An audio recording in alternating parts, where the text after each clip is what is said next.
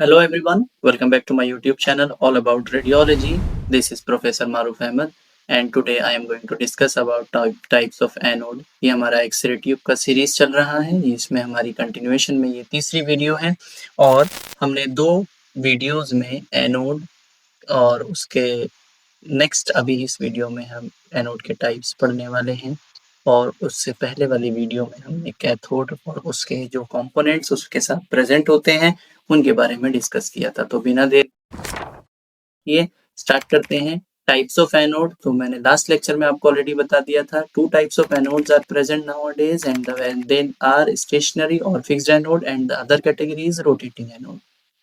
तो सबसे पहला टाइप जो एनोड का प्रेजेंट होता है एक्सरे ट्यूब में, या टाइप्स ऑफ एक्सरे ट्यूब हो सकते हैं जिनमें अलग अलग टाइप के एनोड्स प्रेजेंट होते हैं।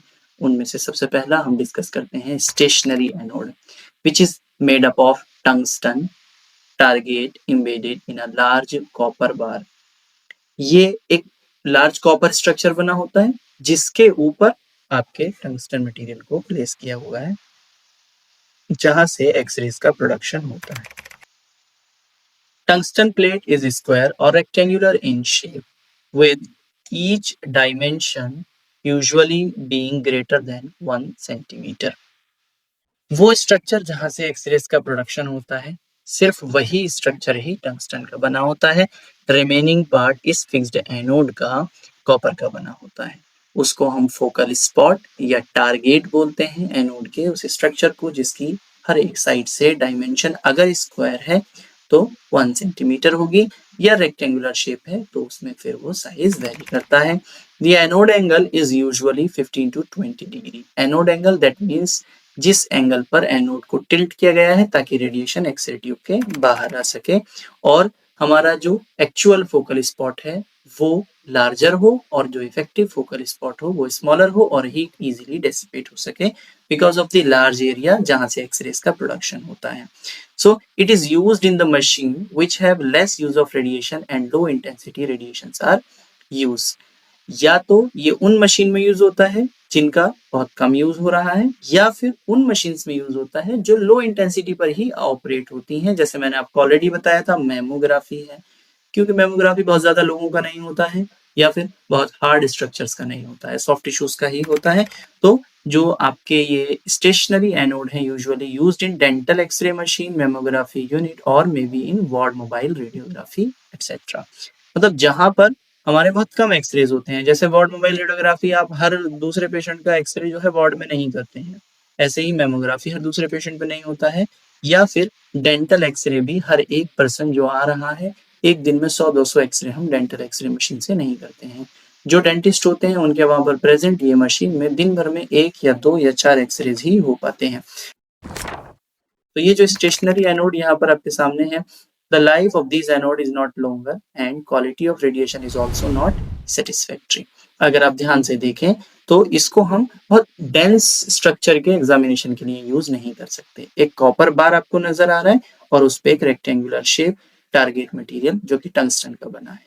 अगर एक डायग्राम ऑपोजिट साइड में देखने की कोशिश करें जो हमारे एक्सरे ट्यूब को रिप्रेजेंट करता है, तो फिलामेंट से इलेक्ट्रॉन रिलीज हुए जो आपके इस पर्टिकुलर स्ट्रक्चर पर यानी टारगेट पर इंटरेक्ट करते हैं, यहाँ से एक्सरेज का प्रोडक्शन हुआ। एक्सरेज का प्रोडक्शन कैसे होता है और किस टाइप का होता है ये हम ऑलरेडी मेरे प्रीवियस वीडियोस में सेपरेटली देख चुके हैं। अगर किसी को डाउट है तो आप मेरे यूट्यूब चैनल में जाइए और टाइप्स ऑफ एक्सरेज करके जो वीडियो है उसमें आप देखेंगे तो वहां पर आपको समझ में आ जाएगा कि एक्सरेज का प्रोडक्शन कैसे होता है और कितने टाइप की होती हैं। तो यहाँ से एक्सरेज का प्रोडक्शन हुआ और ये लार्ज कॉपर बार बनाने का मेजर पर्पस है। जो यहाँ से हीट का प्रोडक्शन होगा वो इस कॉपर के थ्रू ट्रांसफर होती रहेगी, तो एनोड ज्यादा लंबे समय तक यहाँ पर अपना काम कर सकता है। दूसरे टाइप का जो एनोड हमारे पास प्रेजेंट है वो है rotating anode. The rotating anode consist of a large disc of tungsten और एन अलॉय, जिस अलॉय में प्रेजेंट होते हैं 90% tungsten and 10% rhenium, which theoretically rotates at a speed of about 3600 round per minute, और may B इससे ज्यादा भी ये स्पीड हो सकती है या इससे कम भी होगी। It depends on the manufacturer and it depends on the use of x ray tube, कहाँ पर कितने यूज में उस एक्स-रे ट्यूब को लेने वाले हैं, तो रोटेटिंग एनोड की स्पीड अकॉर्डिंगली डिसाइड किया जाता है। Molybdenum surrounds the tungsten target areas, consist of dissipating heat and graphite serves as mount for it. और अगर आप इसके रोटेटिंग एनोड के स्ट्रक्चर को थोड़ा और डिटेल में देखने की कोशिश करेंगे, तो जहां से रेडिएशन का प्रोडक्शन हो रहा है वो तो हमारा टारगेट मटेरियल है, एलॉय का है, यानी टंगस्टन या रेडियम हो सकता है या सिर्फ टंगस्टन हो सकता है। फिर उसके बाहर का जो स्ट्रक्चर है वो मॉलिब्डेनम का बनाया जाता है और उसके साथ में ग्रेफाइट को भी एड ऑन किया गया है।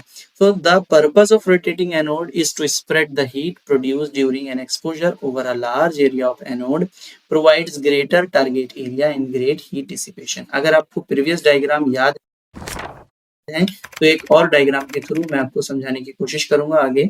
So this affords the ability to attain greater exposure loads by providing a larger area for the electron beam to interact with the target. Actual में इसको एक डिस्क शेप का बनाया जाता है। जो हमारा स्टेशनरी एनोड है उसमें अगर आप देखेंगे तो एक फिक्स्ड एरिया था और हर बार जितनी बार भी एक्सरेज का प्रोडक्शन होगा वहां पर ही इलेक्ट्रॉन को अटैक करना है। लेकिन क्योंकि ये रोटेटिंग एनोड है तो ये जितनी बार रोटेट करेगा हर बार इलेक्ट्रॉन बीम एक नई नई जगह पर टकराते हैं, तो उस जगह पर हीट नहीं होती है और फिर वहां से फ्रेश रेडिएशन निकलती है। फिर वो आगे बढ़ जाता है, दूसरी जगह इलेक्ट्रॉन टकराते हैं और वहां से भी फ्रेश रेडिएशन प्रोड्यूस होती है। So it is used in CT scan gantry, diagnostic x ray machine, fluoroscopy etcetera. मतलब ये वो सारी मशीनें जिनमें हम दिन भर एक्सरेज को यूज करते रहते हैं, प्रोडक्शन करते रहते हैं, उन मशीन में ही रोटेटिंग टाइप के एनोड यूज होते हैं। रीजन मैंने आपको बता दिया है, क्योंकि कंटिन्यूअसली अगर स्टेशनरी एनोड में बहुत ज्यादा रेडिएशन का प्रोडक्शन किया जाएगा तो वहां पर हीट प्रोड्यूस होगी तो जो आपका टारगेट मटेरियल है उसके इजीली डैमेज होने के चांसेस हैं। इस डायग्राम के थ्रू आप देख सकते हैं कैसे ये रोटेटिंग एनोड हमारे काम में आ रहा है और इसके बीच में यहाँ पर एक रोटर प्रेजेंट है। वो रोटर का काम है इसको रोटेट करने में हेल्प करना। ये जो पूरा रोटेटिंग डिस्क है ये हमारा जो स्पेस है एक्चुअल में जहां से आपको ये व्हाइट यहाँ से नजर आ रहा है, जहां पर हमारे इलेक्ट्रॉन बीम टकरा रहे हैं, हीट प्रोड्यूस हो रही है, दिस इज द स्ट्रक्चर जहां पर हमारा प्रेजेंट होता है टंगस्टन का अलॉय या फिर टंगस्टन। और जो उसके पीछे की ये डिस्क हमें नजर आ रही है ये मॉलिब्डेनम और उसके साथ साथ ग्रेफाइट यहाँ पर प्रेजेंट होता है for the heat dissipation rapidly. So आज के लिए इतना ही। यहाँ पर हमने टाइप्स ऑफ एनोड को डिस्कस कर लिया है। एक्सरे ट्यूब के रिमेनिंग पार्ट अभी भी बचे हैं तो उनको हम अपनी नेक्स्ट वीडियो में कंटिन्यू करेंगे। आज के लिए इतना ही। Thank you so much everyone, have a good day.